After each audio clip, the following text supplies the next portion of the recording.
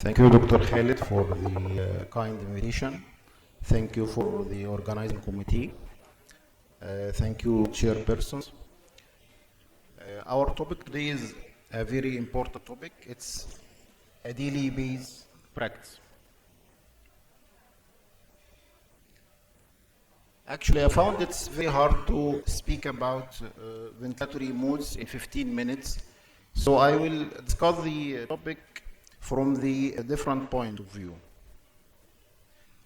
Our agenda will be introduction and definitions, primary knowledge and physical principles, basic modes, advanced modes, and take-home messages. This is a famous saying: when you cannot breathe, nothing else matters. Mechanical ventilation is a form of life support that uses positive pressure to help patients who are unable to breathe on their own. Usually, positive pressure is used to transport gases in and out of the lungs. Usually performed with ETT or tracheostomy tube, but not always, so it can be used through non-invasive ventilation. Mechanical ventilation is not a therapy. It's just a supportive measure. So, we just use it to support the patient and rest him until the underlying disorder is improved and hopefully not cause harm to the patient. So we must diagnose and treat our underlying cause. Indications of mechanical ventilation.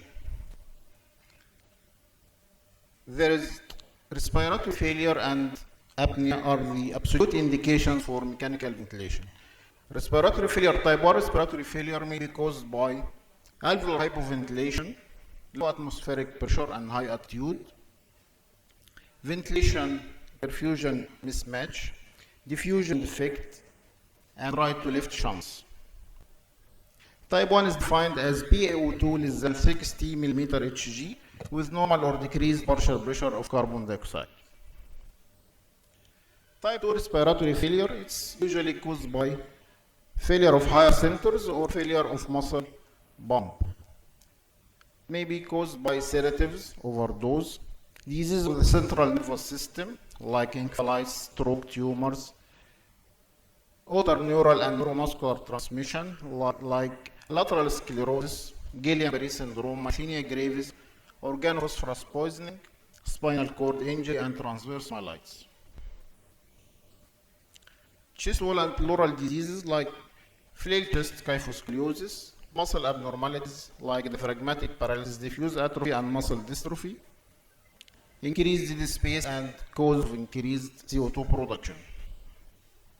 Other indications include apnea and hypopnea, respiratory distress with auto-augmentation, clinically apparent increased work of breathing unrelieved by other interventions, obtundation and need for airway protection, controlled hyperventilation like in traumatic brain injury, and severe circulatory shock. What is ventilator mode? The ventilator mode is a way of describing how the mechanical ventilator assists the patient during inspiration. Its characteristics of particular controls how the ventilator functions by using specific settings that determines the characteristics of the breath that is delivered to the patient. We should all understanding the different ventilator modes as one of the most important aspects of mechanical ventilation. There are three primary control variables: volume control, pressure control, and dual control, pressure and volume. Volume control is a type of ventilation where a preset delivered volume controlled by the operator, and since the delivered volume is fixed, so the patient peak respiratory pressure may vary depending on lung compliance and airway resistance. The primary advantage of volume controlled ventilation is that volume is set and allows the operator to regulate the patient minute ventilation. Its disadvantages includes high peak pressures, volume trauma, and patient synchrony.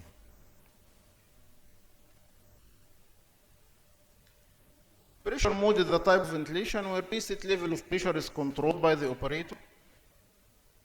Since the delivered pressure is fixed, so the patient tidal volume mostly vary depending on the lung compliance and the airway resistance, which may lead to barotrauma and ventilator-induced lung injuries.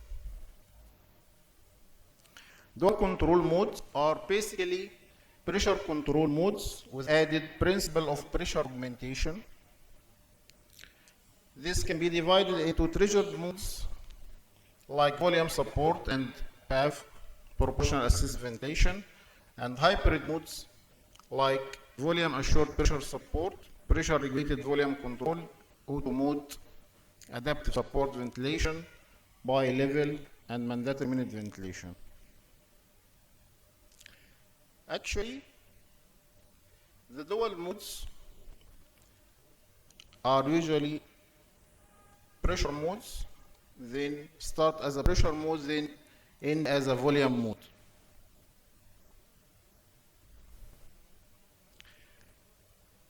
These dual modes or dual control, it may occur within a breath, it's intra-breath modification or inter-breath modification. فكرة الدول مودز انه الفنتليتور بيدي test breathes from 3 to 5 test breathes, okay, and calculate the compliance, calculate the plateau pressure, and calculate the other variables, then make a pressure window it moves within to reach the target volume.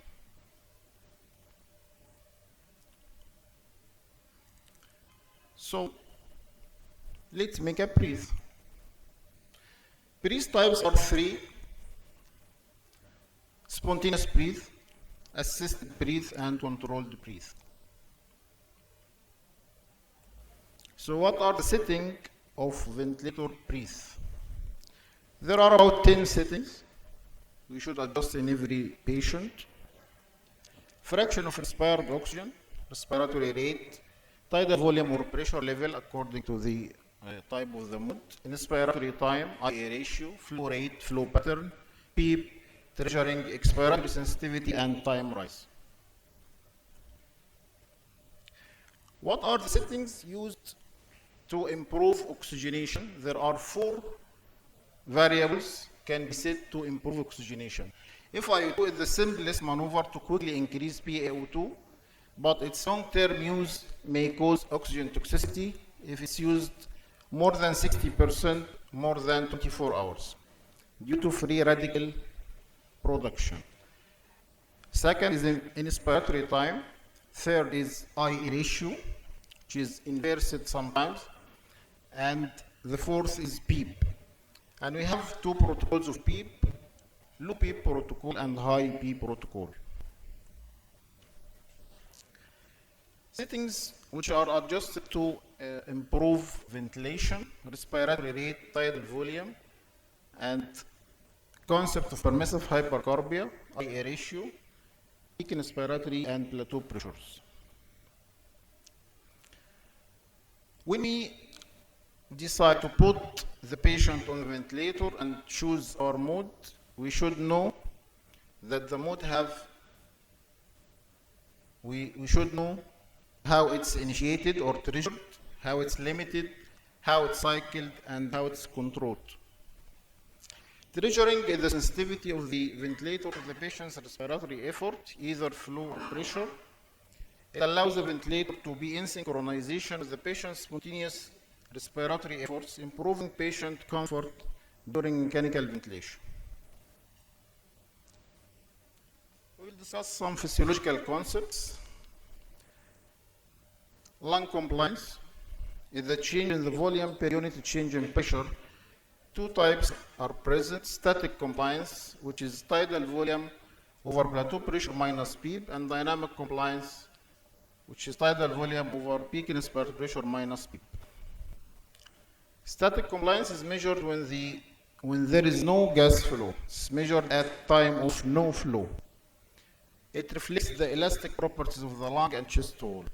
Dynamic compliance is measured when gas flow is present.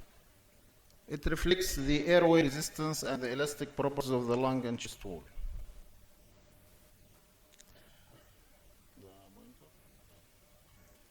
This is the compliance curve. It can be drawn. We should get important information from it. We should get the lower inflection point, and we should get the upper inflection point. It's important during adjustment of PEEP.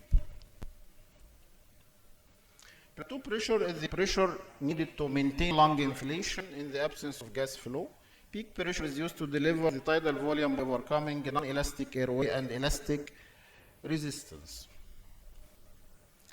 There are some measured parameters which are flow, pressure, and time, and others are calculated like volume, compliance, resistance, work of breathing, and auto PEEP. طيب نيجي للسؤال المهم بقى. طبعا which mode is the best؟ نختار انهي مود؟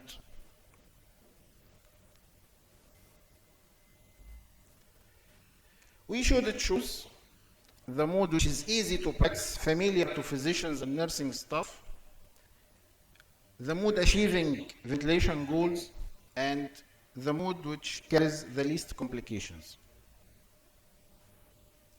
The choice of ventilator mode depends on the clinical condition of the patient and can be tailored to achieve specific goals of management and set to achieve spontaneous breathing, volume target ventilation, pressure target ventilation, or some combination of them.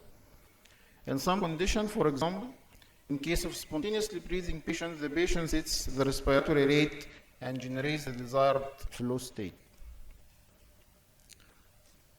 What are the ventilator targets؟ لما اجي احط العيان على الفنتليتور بعمل ايه؟ اول حاجه I will calculate the tidal volume using the predicted body weight by the many of the formulas well known. Second, select my ventilator mode. Then set the ventilator setting to achieve initial tidal volume at 8 ml per kg. I can reduce tidal volume by 1 ml per kg after 2 hours until I reach 6 ml per kg. Set initial rate approximately at baseline minute ventilation, not more than 35, and adjust tidal volume and respiratory rate to achieve pH and plateau pressure goals.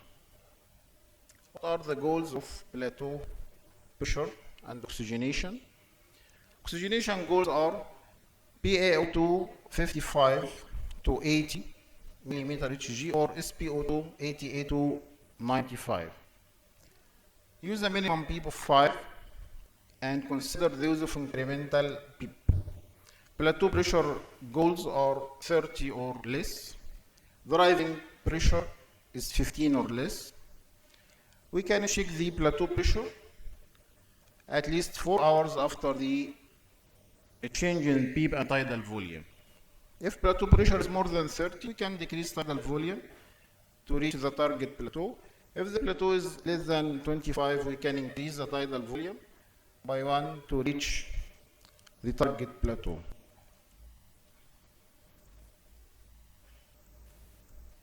This is algorithm. What are the criteria of best ventilatory mode? The best ventilatory mode is a safe one, promotes healing and accelerates freedom from mechanical ventilation, and is the simplest one. It can be used for patients with obstructive lung disease and restrictive lung disease. What are the specific goals of mechanical ventilation? Absence of dyspnea and absence of signs of respiratory distress, optimum oxygenation, maximize cardiac output and oxygen delivery to tissues, integrate ventilator function with the patient's respiratory effort, thus avoiding asynchrony, minimal ventilator interface with acid, base, and electrolyte disturbance, minimal need of narcotics and sedation, and prevent both types of ventilator-associated lung injury. What are the basic modes we use? Usually we use continuous positive.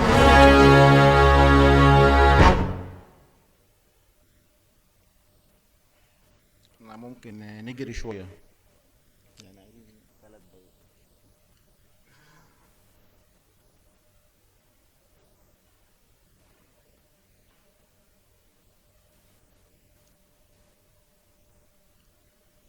Continuous positive airway pressure by BAB, CMV, assist control, IMV. هنجري الكلام ده شوية لأنه يعني المودز مش هنشرح مودز. Advanced modes, PRVC, ASV, VAPS, PEF+, NAVA, neurally adjusted ventilatory assist ventilation, Vent ASV and smart care ventilation and auto mode. Volume ventilation plus, volume control plus, airway pressure release. How many of you use airway pressure release ventilation? Anyone? No one?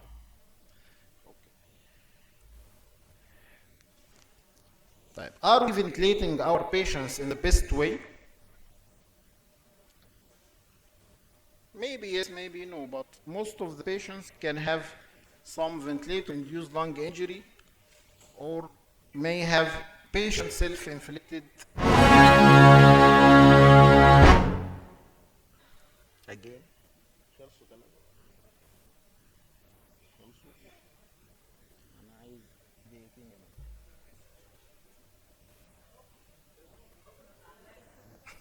أنا زعلان مش راضي يديني دقيقتين. So we usually or many times we induce acute lung injury with our ventilation practice. So this is a paper. The most famous ventilator-induced lung injury, volutrauma, polyotrauma, atelectotrauma, and biotrauma. And this concept is evolved after the era of COVID. Patient self-inflicted acute lung injury due to the excessive spontaneous breathing. It can induce lung injury.